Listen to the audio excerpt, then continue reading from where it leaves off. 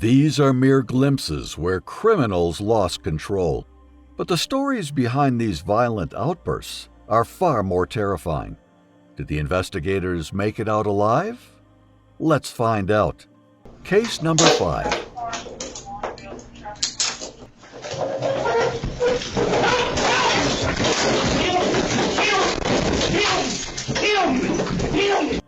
This is the interrogation of Thomas Robinson.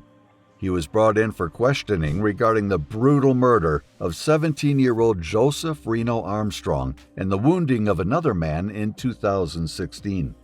This chilling incident occurred at the Western Glen Apartments in Hamilton County, Ohio. What the officers didn't anticipate was just how dangerous this interrogation was about to become. Yeah, we. Where's it in the motherfucker? I'm sorry? Soda, water. Yeah, you got a Sprite or something? Yeah. Give us a couple minutes, we'll be down. Minutes or hour? Minutes. Oh, at the top? Mm-hmm. Oh, look. Let me see. Good settings, I can put this over on.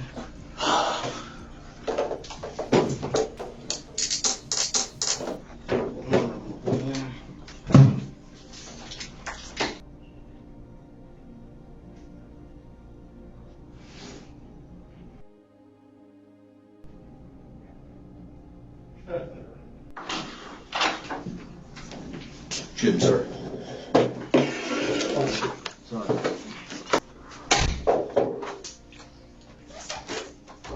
He's going to ask you a couple of questions now. I'm Bill, this is Jamie. How far along did you go in school? To the 12th grade.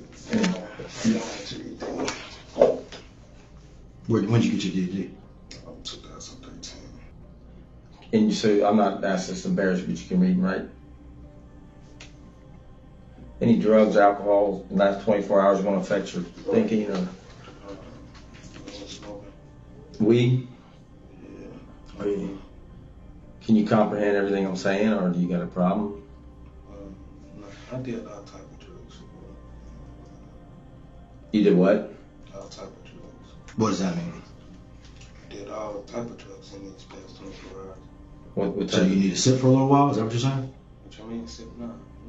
I mean, can you comprehend what I'm saying? Like, you can understand? Yeah. So you smoked some weed? Did Anything? some videos. Snorted some snuff.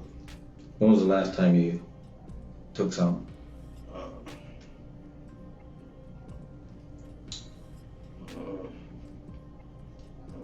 All right, do is read this to you, and then if you anytime you feel that you're not comfortable answering the questions or talking, just let us know, or you don't understand.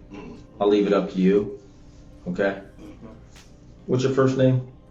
Thomas What's your last name? Robinson. From the start, Thomas Robinson made it clear that he had consumed all sorts of intoxicants. His demeanor and body language hinted at unease, and it was evident that a dark plan was brewing in his mind. Though he answered questions smoothly for the moment, this was merely the calm before the storm. Stop me if you have any questions.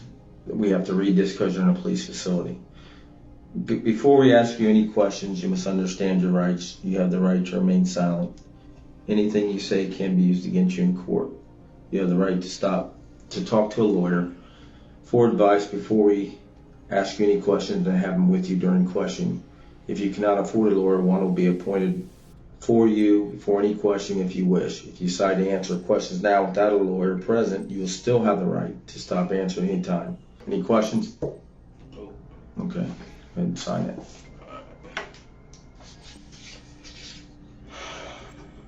What is your current address? 1129. Who you live there with? I don't. That's just. Your wife? That's my mama now. Is it a whole house or is it just an apartment? Who else lives there with you? I don't know. I don't know what I'm talking right now. Here we go. Okay. And do you have a phone number or a contact for? Nah, I'm homeless. No phone. No. Those 2 phones you got caught with aren't yours? I ain't getting caught with no phones. You sure? That's the one you're looking for, right? Huh? Okay. So do you want to talk to us or not? The interrogators had just caught Thomas in a blatant lie, and this was the moment he realized he was in deep trouble. The interrogator wasn't playing games. Robinson would have to face the consequences of his actions, and there was no escaping it. From this point on, the atmosphere in the room shifted, and Robinson's demeanor began to change dramatically. I mean, I'm just It's up to asking. you. I mean, It's up to you. You tell me. Y'all ready? Y'all ready to go? Yeah. Alright, let's go. All right. Go ahead, Jim. You ready to go where? See the lawyer, talk on the phone. You want to talk to your lawyer first? If I need a lawyer, yeah. Well, you're under arrest, so. I'm under arrest? Yes. So I need a lawyer? Yes. Alright, I've got to talk with a lawyer. Sit tight, dude. It's gonna take us a while to It's do gonna take us paperwork. around a while to do paperwork, and then we'll come back down. Now I sit for a couple of hours. Mm-hmm. Alright. Yeah. And it'd be one count of murder right now. Correct. Murder. Yeah. Mm-hmm. You got any other questions? No. Anybody you want us to call and contact and let them know you're here? My mom. What's your mama's? Home. That's a cell phone. Okay. Will she answer? Hopefully so. Okay. She need to know about this. Sit tight, man. Now, I will have to ask you questions for the arrest, though, but those are just, about health problems and all that stuff. Okay, that's for the jail. That ain't for my benefit. Alrighty?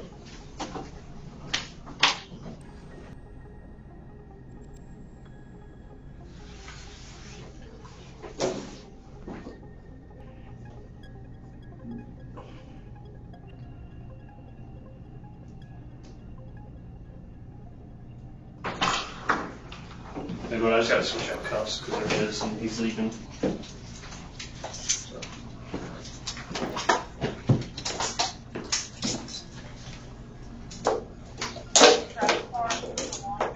This was the exact moment when Thomas's grand scheme began to unfold. He subtly positioned himself to get a clear view of the officer's gun. His goal was clear: use the weapon and wreak havoc.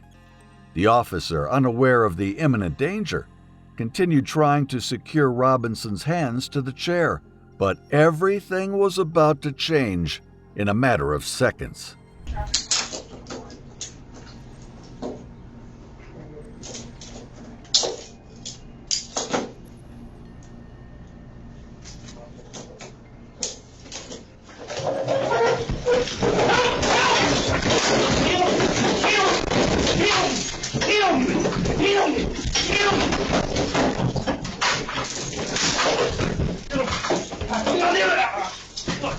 Piece of shit. God damn it! You couldn't get it. You guys alright? Yeah. I'm trying to switch out cuffs and he. Glad I didn't take them off and I did the right thing. Yep. Let's go. Keep moving. Don't fucking move. I'm good. I got tased a little bit, but it's alright. I'm just trying to pull it up so we can get underneath them. You're good? I'm good. I got tased a little bit, but I'm alright. It's worth it as long as he's fucking done. My handcuff keys somewhere. It's right. The whole hood strap down. I couldn't get it. I'm glad I just had I left the other set of cuffs on there. If I'd have done that, it'd have been on. What are y'all worried about? We got a fire coming, right? Yes. Hey Dave, can you get down there and beat fire, get them on full? I just hear them arriving. Did you get an LCP number started? No. Yeah, Laura, I had one. Appreciate it, Sarge. Where at? We're just deep.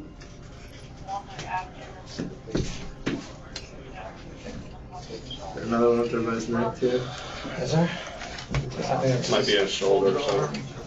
You can see the sigh of relief on the officers' faces. Usually, no weapons are allowed in the interrogation room for this very reason. Criminals and suspects can have unpredictable reactions, putting not only their own lives at risk, but also the officers' lives.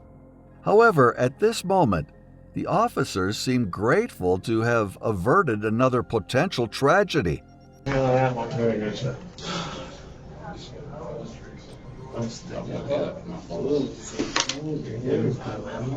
What's that? We don't need that. Too late to think about this now, Thomas. Oh my God. Cool. Gotta get this one quick too. Yeah, alright. I think that's it. That's three. That's a chunk of them right there, Rusty. Huh?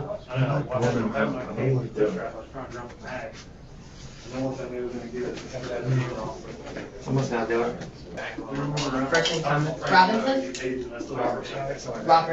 Robinson? Robertson. Robinson. Robinson or Robertson? Robinson, okay. During this entire ordeal, Thomas also apparently injured his arm. No. What's your home address? Mahomes. Okay. This is broken. What's broke? Your arm broke? Whereabouts? What hurts on you? Hey, Rusty. Where's your elbow, your Pulse is wrist? regular. Oh. Left hand? Yeah. Right here? He's all good.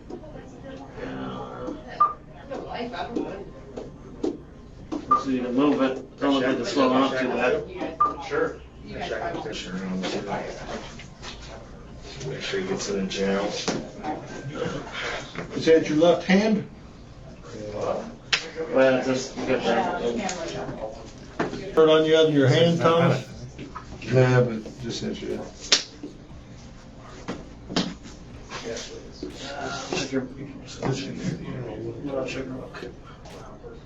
Should we just a little pinch?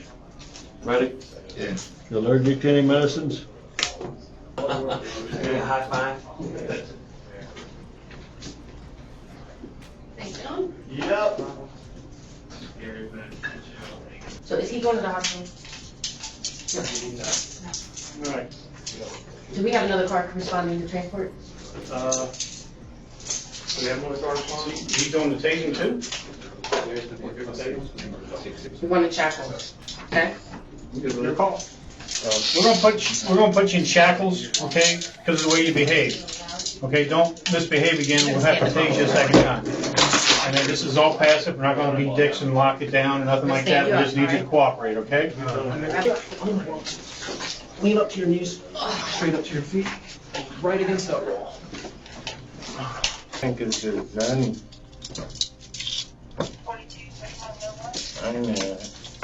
I need him like a little bit. don't want stuff like that. Well, not a bad decision.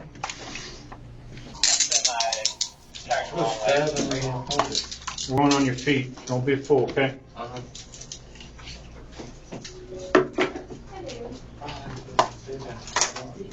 Think so.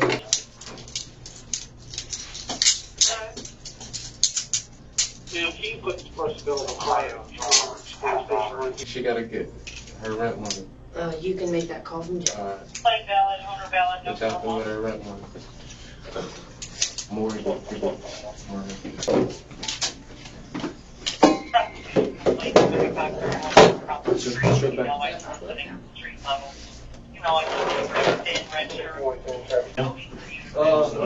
Where you Somebody else has transport, you've been involved in use of force?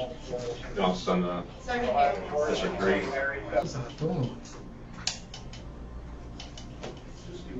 I didn't see, so I don't know.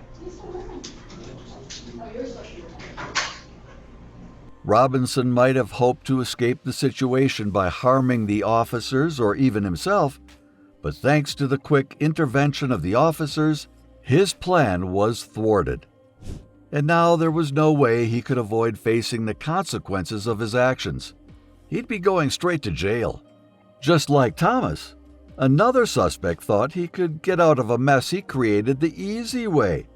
However, in the world of law, there is no easy way out for criminals.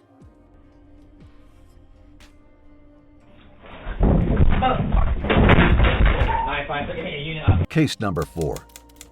On August 22, 2022, in Fairborn, Ohio, St. Bridget Principal Terry Adkins called 911 to report a trespasser on the premises. The trespasser, Reed Duran, had been attempting to impersonate a parent with the sinister intention of drugging and kidnapping a child during an open house at the school. Duran voluntarily came to the police station for an interview regarding the incident, but beneath his calm facade, a sinister plan was brewing.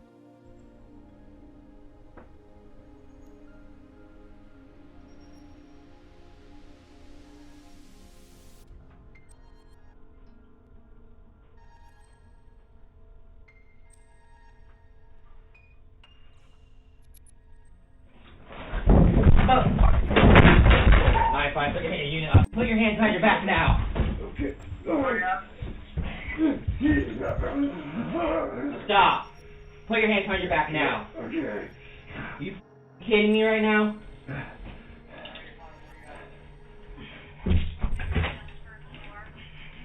Put your hands behind your back now. Trying to stab me, really? What are you trying to stab you with? Stand up. What do you want to do? I'll run see you real quick. I'll see you. Here's the incident captured from another camera angle.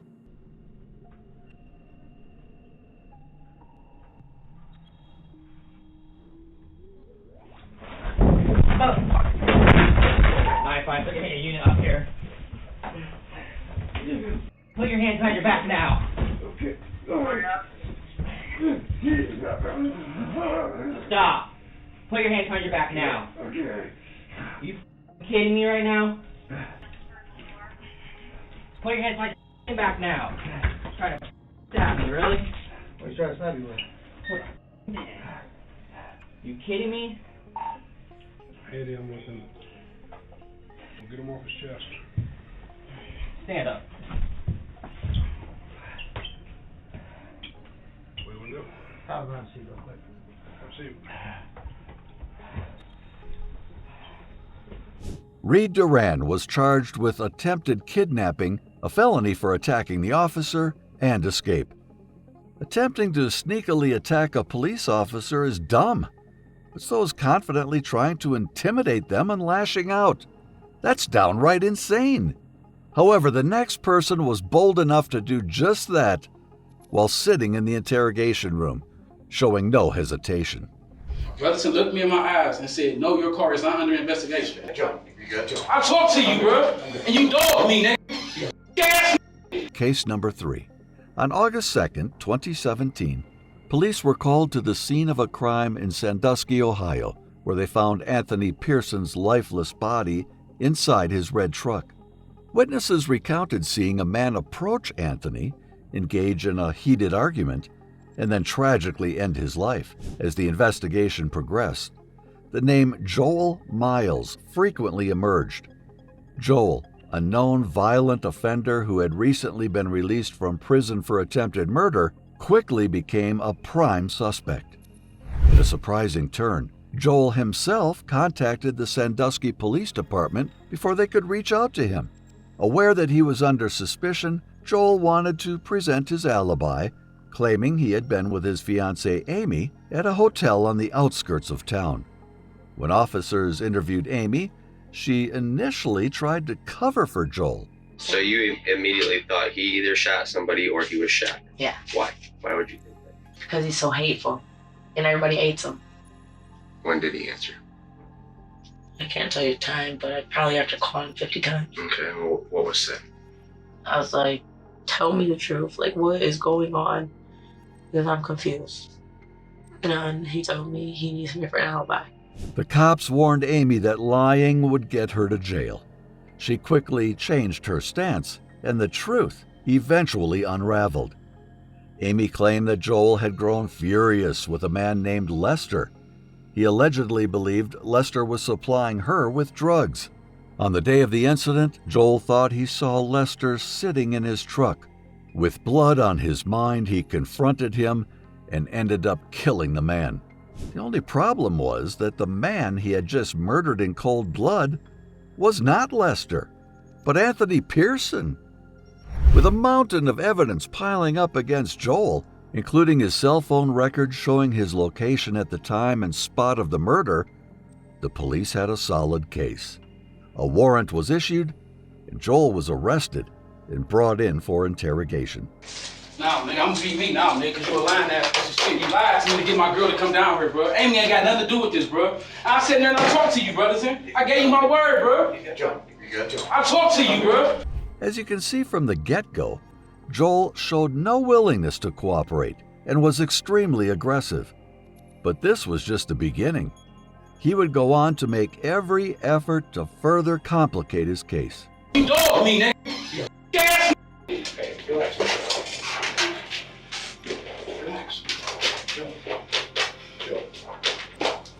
That nigga lied to me, man. I didn't kill that dude, man. Let's talk about it. Go holler at Elder Bridge and the dudes that was outside, man. Okay. Nah, I want my car and I want Amy to get out of jail, man. Amy ain't do nothing, bro. Okay. Amy ain't got nothing to do with this, bro. Y'all got her locked up for what, man? Around. Okay, relax. Who's you? I'm Detective Witchman. Okay, I was off the other day. I would have talked to you, but he was there. Okay, talk to me. Okay, are you relaxed now? Okay, Did y'all see him? Let's talk. That dude lied to me, man. Okay, we'll talk about that too. With Brotherton. Didn't lie to you, believe it or not. He did not lie to you. So what my car? Your car was used and is down impounded in our police garage right now. Because that was the vehicle you drove away in. So right now your vehicle is impounded because even if you would have robbed a gas station or I didn't kill nobody. But listen, And I look you in your eyes and I tell you I didn't kill nobody. Even if you were over at another crime and you drove in your vehicle. All right. Okay. So my car is part of the investigation. Exactly. That's why we have the car. So right now, the car is going to be, we're doing a search warrant. We're going to go through the car, process the car, standard procedure, and that car is going to be taken out to the city complex. And I kept it real with you. I can see how you believe that, but I'll by me explaining I asked that. Brotherson, was my car on the investigation? And Brotherson gave me his word. That's a liar. Brotherson said, I asked Brotherson, I said, Brotherson, is my car on the investigation? My little sister has my car. Joel's demeanor and attitude were off the charts. He even had the audacity to try to dictate and intimidate the officer. But his subtle threats didn't easily sway the officer. He had seen it all before, and these tactics didn't stand a chance in the interrogation room. Brotherson looked me in my eyes and said, no, your car is not under investigation. I was not at that interview. I don't know what was all said. I know I didn't do nothing, so I don't have a problem with Brotherson telling me, like, your car in the investigation. I'm like, Nicole, bring me my car, man. Can we talk a little bit about that? You go ahead. Situation? We can talk about anything you want to talk about. I'm going to let you know what your rights are. That day advised you your rights the other night. I'm going to let you know what your rights are again today. I already did. I don't want to talk about it. I don't want to sign nothing. I did. I know my rights. You understand what your rights are? You don't have to sign anything, but I do want to let you know what your rights are again. Part of the investigation is part of DNA. Okay. Oh man, you're getting one. Oh yeah, I know I ain't do nothing. That's how I know I ain't do nothing. BCI, the crime lab comes in and they process the truck. And what they do is anybody got any contact with the truck at all, they process it for DNA and fingerprints and all that stuff. So we'll get you a copy of your fingerprint card here for elimination purposes. You said anybody that had contact with what truck? The truck where the victim was in.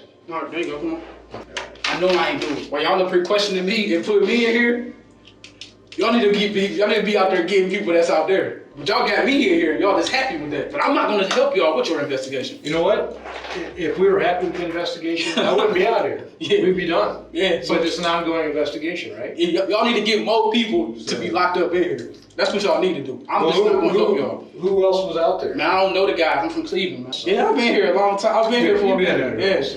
But I'm not gonna do that. Tell them to bring their stuff in here and be big. You learned about me that I sell a lot of drugs. Have you ever heard anything about me shooting? You heard about me selling drugs. We heard that you're a pretty tough dude. I am. You did that. I know you are. I am. Very. No, I've done. You demand respect. Yes, I'm a man. Why would I demand respect? Exactly. Okay. So I didn't do that to that man, but it's like everybody. They said I got on the phone with my female friend. She said everybody in Sandusky saying Joey like he was a superstar. And I ain't even do it, bro. Superstar. And I ain't even do it. But guess what? I'm going to trial. And the only reason And that's what's awesome about the United States of America is you have the opportunity to go to trial. But then it's like I'm sitting here under no bond and I'm being charged with murder. Well, it's a pretty good case against you, I can tell you that much right now. So, but we'll talk about that in a second. Right. Get this done with and.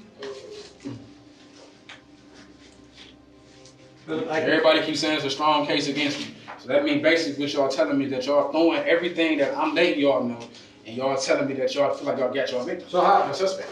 So what happened? This is where the investigator starts asking the real hard-hitting questions. It's the crucial moment in the interrogation where the focus shifts from gathering background information to confronting the suspect. And Joel is not liking it one bit. So the mountain that you're going to be climbing right now is that you're inside of here, okay? And I got to be straight up with you. All right. Okay. We have eyewitnesses. All right. Okay, more than one. All right, let's go. Okay, that has told us we've had numerous calls. I'm sure Detective Brothers and whoever else talked to, was it Sergeant Newell or Lieutenant Newell? Yeah, the black guy. Yeah. She's awesome. We've had numerous tips, but tips are just that. More importantly is that we have, I'm gonna be straight up with you, there's enough right now for a conviction. I don't care about that. Okay, so the issue that we're gonna have right now is that when Joe Miles is sitting in front of 12 jurors. I'm not gonna admit to something I didn't do. Okay, Never. When you're in front of 12 jurors, Joe. I've been to trial before, so I know you looked that up and seen it. Okay, let me finish what I'm saying. Go ahead. Okay, give me that much respect. I got You're in you, front I got of you, I 12 got you, I got jurors, you. and when we explain all the circumstances, you know what that picture's gonna paint? Yeah, I didn't do it. The picture's gonna paint that you're all over it. Okay, and that you did it, and that you did it very cold-blooded. But and I'm sure that when you were talking before, that there's circumstances that, to be honest with it, we don't know what actually led up to you. I lied to Brotherton Okay. and told Brotherton that I wasn't in Sandusky because of my fiance. The interrogating officer had remained calm throughout the conversation, even as the suspect repeatedly denied any involvement in the crime. Despite the denials, the suspect's attitude suggested otherwise, as he gave off subtle hints of defiance and threats. Just like this subtle warning ahead. Wait, there's I'm gonna give you the story. Whether you sitting up here blowing smoke on my ass and trying to lie to me, man, because I'm gonna get irritated about it, man. I get off the highway. I left Willard. I left from seeing Michaela Cook in Willard, like I always see her. I came home, I parked down by the end, down by the end of Parkview. I hit my lick, I drove around the corner, I came back, I parked my car in front of my home. Fuck it, I'm gonna let you know the true story. I parked my car in front of my fucking home after I left and went around a bend and stopped right there to decide if I wanted to leave out the park or if I wanted to go home. Because mind you, I was cheating on my fiance with another woman and I wanted to go back to Willard with Michaela Cook. So I was debating if I wanted to turn on Parkview or if I wanted to leave out the park. So Brotherton told me that I never went that way. That's a damn lie. All this is about because I won't sell them no drugs. So do you know that? So you know that all this is. I know it's about drugs. No, it's all. I'm giving you the truth. All of this is steaming because I only sell Josie drugs and Keith. So now I'm gonna give you the truth about what's going on over on Parkview. So the truth is I only serve Josie drugs and I will only serve Keith. Drug trafficking. I'm not sure if they have any buys on you. No. Okay. If they do, I don't give a f. Okay, well. But that's what I do. I sell dope. Yeah. So I will go down and do my time for what I do. You don't understand. If you get a conviction on this in RVO. Man, listen, I'm so heartless, man. I'm heartless, man. I didn't do that to that man. But I'm sitting there and I'm a felon. Yeah, I'm a felon. Okay. Everybody know I'm a felon. Then I want you to sit on the stand and I want you to say all this. Because you're showing me right now that you're not a human being, dude. How do I have conscience? Don't you have a conscience? But you want me to sit in here and admit to you about something I No, I want you to tell me what happened. Again, what they was begging me for, man. They're begging me for dope, man. I'm telling you, man. Okay. And you telling me that I'm not giving you the story. I'm telling you what it's about. All the way up until you're not pulling the trigger. I did not pull the trigger, man. It's about dope, man. You asked me a question. Good luck to you. I'm not going to waste my time talking. You asked me a question, I'm giving you an answer. I'm not wasting my time talking to you. If you want to tell me about the last second when you pulled the trigger, if it's not self-defense, you show me right now that you're a nutcase, dude. How am I showing you I'm You're a nutcase. And I'm sitting up here You're hot-headed and you're a nutcase. But I don't want you to get on stand. When you're on stand and you act that way, Oh man, I'm not gonna listen. Cause I'm sitting up here. This is why I'm so irritated about. And if you sit, I'll tell you what I'm irritated about. That I came and I drove myself to y'all. I'm sorry for the way I talk to you, Wishman. I'm not an asshole type of person, man. I'm a very caring person, man. But one thing that I cannot do, Mr. Wishman, I'm gonna tell you this. One thing I will not do is admit to something I did not do. And I'm sorry, and I'm so sorry for ever coming to you hostile or being an asshole to you because you ain't do nothing to me. And I'm being honest. The only reason I was upset with y'all because I've been sitting in that room for the last 2-3 days. Like I thought brother somebody done. And that's all honesty, man. I'm not a bad guy. I'm not an asshole. I do behave when people try to play me or try to disrespect me or something like that. But at the end of the day, Wishman, I will not admit to something I did not do. Okay. And I'm just not being a butthead to you. You know what I'm saying? And I'm giving you my word. I'll tell you. I'm sorry for saying. Tell you this. I want to try. Good luck to you. I guess we'll see the trial. Mm-hmm. Despite his aggression and continuous denials, the truth eventually came out. Joel took his case to trial, confidently believing he could beat the charges. However, the jury saw through his facade, convicting him not only of murder, but also of drug trafficking. He was handed a hefty 49-year sentence. The ironic twist? A staggering 34 of those years were due to his third strike for selling drugs, while he received just 15 years for the murder of Anthony. This case is a prime example of how people can put on an act of being innocent. But I've got to say, the act of the person up next was rather convincing, until it went horribly wrong. All right, Joe, drop the gun. Drop the gun. Drop the gun. I got his right hand. Where's the point?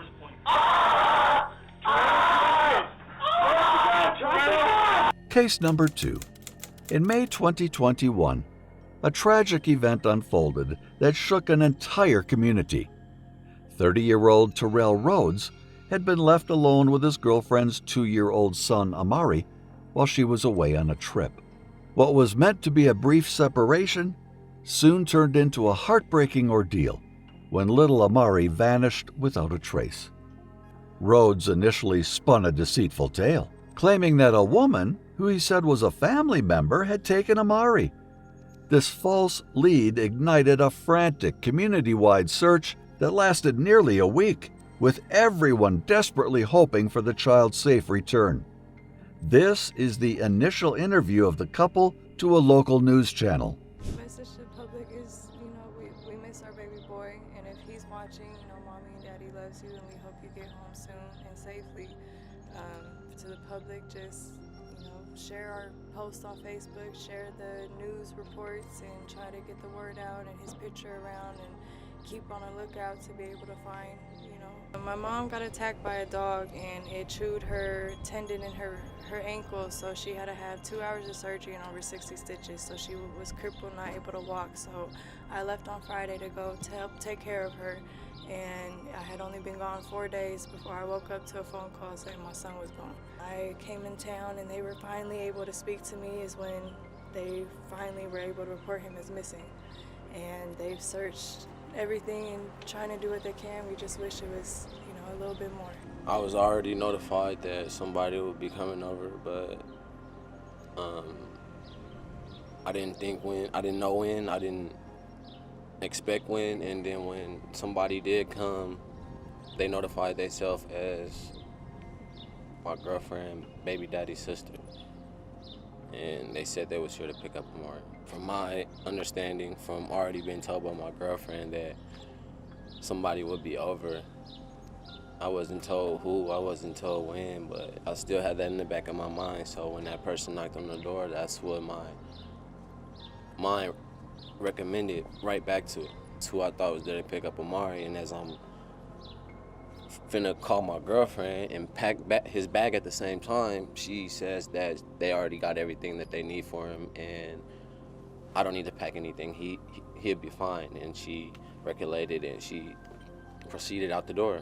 And as I'm on the phone trying to call my girlfriend, my last look of her, it was just walking down the stairs. So I closed the door and I started calling my girlfriend over and over until she answered the phone and asked her, was anybody supposed to come that day to pick up Amari? And she said no. She started freaking out. That's when I ran out the door and immediately started combing the area, looking around, see what I can, and I ain't see nothing. Bring our son back, wherever you at, bring him back, like immediately. He's a helpless 2-year-old. He's tiny and can't fight back. He doesn't know where he's at, doesn't know where mommy and daddy are, because we're the only 2 people that he knows. And he needs medicine. He's scared. He doesn't know who these people are. It's easy to see how someone might be misled by the apparent concern on Terrell's face. Yet, as the saying goes, a guilty conscience can lead a person to make critical mistakes, leaving behind clues. Even in this interview, there were telltale signs of his guilt. What's really sickening is that people is making assumptions, thinking that I have something to do with it, that I have her manipulated in some way, which that's sickening to me also, because he loves us. We ain't never do nothing like that to him. So we're just waiting, hoping something pops into the air, someone slips up, and he's able to return home. Brother, right now. So we're gonna try to plan out a search party for him, and see how that works. How we're gonna do the best we can and do whatever we can to find him. What's both heartbreaking and ironic is that the concern Rhodes displayed was nothing but a facade. As days passed, his tangled web of lies began to unravel, exposing the harrowing truth. In a wrenching confession to investigators, Rhodes admitted the tragic fate of little Amari.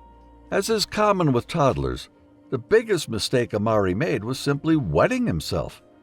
This minor accident set off a fit of rage in the 30-year-old, who struck Amari 3 or 4 times with his fist.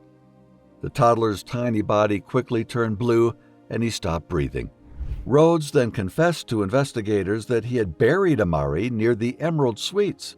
Following his confession, detectives discovered the child's body in a shallow grave. However, something even more shocking occurred in the interrogation room. As if killing a toddler wasn't heinous enough, Terrell Rhodes attempted the unthinkable. Out of here. Get me out of here. Get me out of here.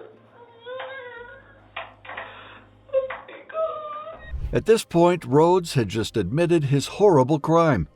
However, as you can see, the first thing he did after that was trying to free his hand from the handcuffs. Luckily, the officers quickly intervened.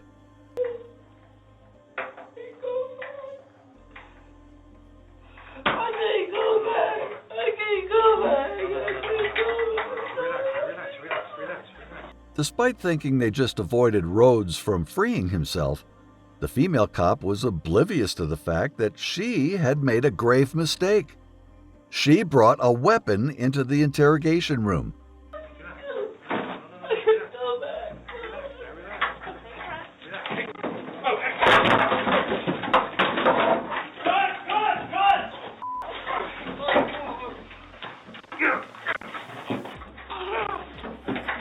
In the blink of an eye, Terrell snatched the gun. However, the officers sprung into action.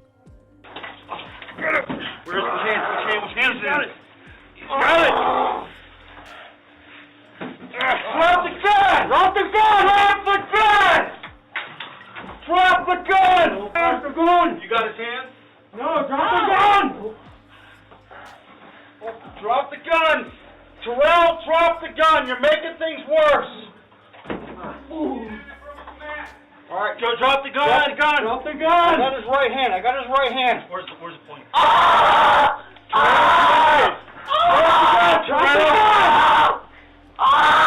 It took the combined effort of 4 officers to subdue Terrell Rhodes and disarm him. I'd say the officers were fortunate that they acted swiftly. Had they not, the situation could have ended much more disastrously. Got it.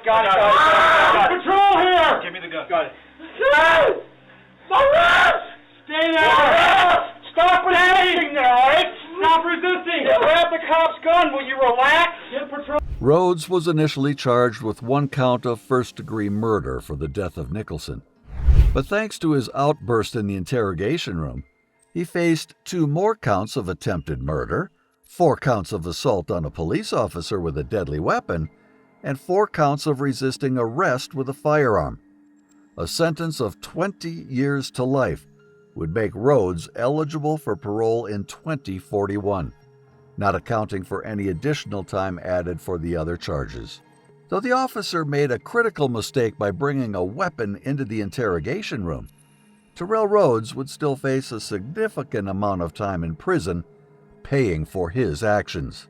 This case is a reminder that adults can be incredibly complex, but sometimes these dark emotions and tendencies begin to take root when they're young, as seen in the next case.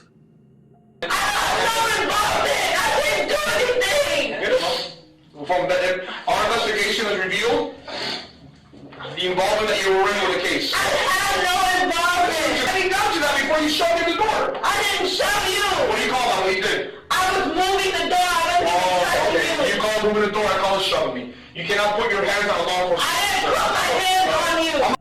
Case number 1. This chilling nightmare unfolded on June 28, 2015 in Miami, shattering the lives of everyone involved. 17-year-old Jose Amaya Guardado met a gruesome end. He was attacked with a machete and buried alive in a shallow grave that had been prepared in advance.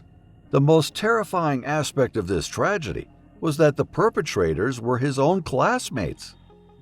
The individuals charged in this horrific crime included 18-year-old Desiree Strickland, 20-year-old Kahim Arbello, 18-year-old Jonathan Lucas, 19-year-old Christian Colon, and 23-year-old Joseph Michael Cabrera. Police quickly determined that this was not just a random act of violence, but a meticulously planned execution. Why? Well, the youngsters were allegedly motivated by an unpaid drug debt. Kahim Arbello, rumored to be a drug dealer, was identified as the ringleader orchestrating the murder. Strickland, reportedly Arbello's girlfriend, initially claimed she walked away during the early stages of the attack, distancing herself from the gruesome violence that followed. However, her involvement was far from passive. Her presence and connection to Arbello deeply implicated her in the crime. Jose was gone forever, but it was now time for the murderers to pay the price. The drama escalated further while Strickland was in custody and taken for interrogation. Give me my dad! Give me my dad! I'll talk to you when you calm down. Can you give me my dad? I will be calm. Give me my dad! You've been violent up to now. You need to sit down. Can you give me my dad? I'm going in that room unless you sit down. You sit down, I'll come in the room. You're acting violent, okay? And I want your problems. Okay, calm down. I'm gonna explain to you what's going on. Like I told you, you're under arrest. I haven't done anything, though. Listen to me. You haven't waived your rights. Okay, so I'm not. Okay, I talked to you, but I haven't done anything. I promise I didn't do nothing. You want to talk to me? You gotta. I'll talk to you. We'll get your hand up one, and you gotta explain to me what your involvement was. I didn't do anything. I did not kill that boy. I never shoot you anything. I'm gonna look to your right. If you're really telling your side of the story, I'll listen to it. Is that agreement? But that means I'm gonna take off your cuffs. I didn't do anything. Are you willing to talk to me? I look to your right. If I take off your cuffs, you're not gonna shove me. You're not gonna hurt me. Okay. You promise? All right. Give me a second. Sit tight. Stay there, sitting down. Okay? I didn't do anything. All right. Now listen. All I want is I want to know what you were involved in. I'm not saying that you murdered anybody. I want to know what your involvement was.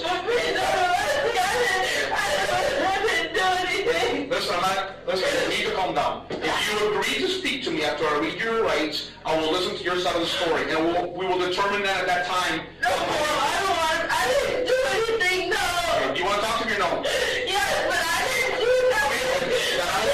But I don't want to hear your story until we get you arrested. Strickland continued to yell and cry, perhaps hoping her tears would wash away her sins. But they couldn't. This erratic behavior is often seen in criminal cases, where the accused loudly proclaims their innocence despite overwhelming evidence to the contrary. Your dad is downstairs waiting right now. Your dad is downstairs. No, you can't talk to your dad right now. Why? Because that's right now, you're under arrest right now. Okay? You want to talk to me? No. I want to talk to my dad. You're not going to talk to your dad right now. Why? I can't really get my stuff. These are your options. You can either, I can uncuff you, you can talk to me and tell me your involvement in the whole case, or we just, because you go to jail. Nobody's questioning. I haven't done anything. You can't send people.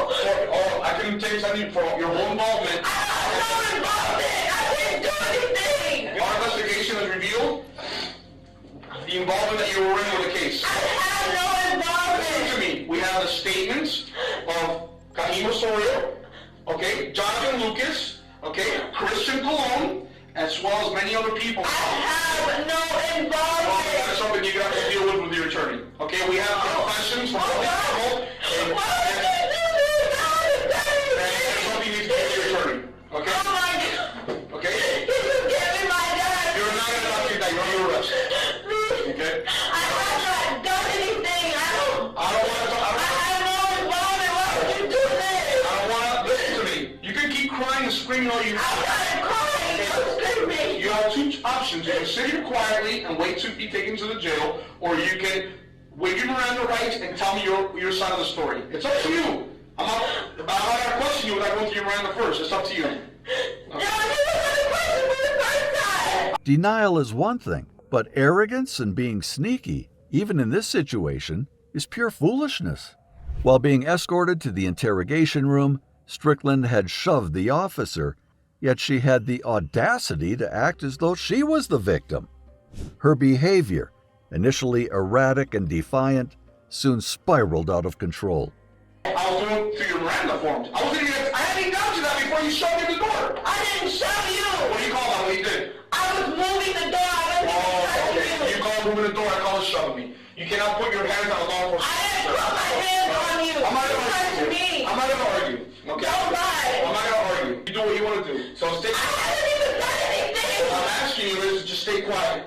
Can you get my dad? I'm not going to stay quiet. Then you so you're either going to move me or I'm going to not stay quiet. I want my dad. Next step is we will get a patrol car and we'll sit you in the back of the patrol car until we finish the paperwork. As if the drama surrounding the case wasn't enough, Strickland tried to fabricate more things, even a health condition, in her feeble attempts to save herself.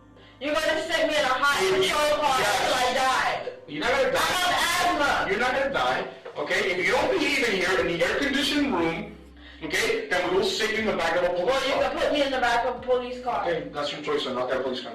After the interrogating officer left, Strickland made a bold attempt to break her handcuffs and free herself. In addition to screaming at her police interrogator, Strickland took her defiance a step further by writing a nasty message on the interrogation room table. The message reportedly read, "MPD, go to hell." The interview ended shortly after Strickland invoked her right to retain a lawyer, and she was subsequently returned to the lockup. Despite her earlier denials, Desiree Strickland, now 25, eventually pleaded guilty to the murder of Jose Amaya Guardado. Turns out that not only was she an accomplice in the crime, but after attacking Jose, she and her boyfriend also spent time together in the woods while others completed their grisly task. According to some sources, it is suspected that despite being severely battered, Jose might have still been alive when they buried him in the grave. Along with her prison sentence, Strickland will now also serve 6 months of house arrest and 10 years of probation. The other suspects, all fellow students, were also charged in connection with Jose's death. These cases are indeed deeply disturbing, revealing just how far some criminals will go to conceal their heinous acts. The lengths they go to hide their crimes highlight a chilling reality. No matter how hard one tries to evade justice, the truth has a way of coming to light. What What do you think about these cases? Share your thoughts in the comments, and I'll see you in the next video.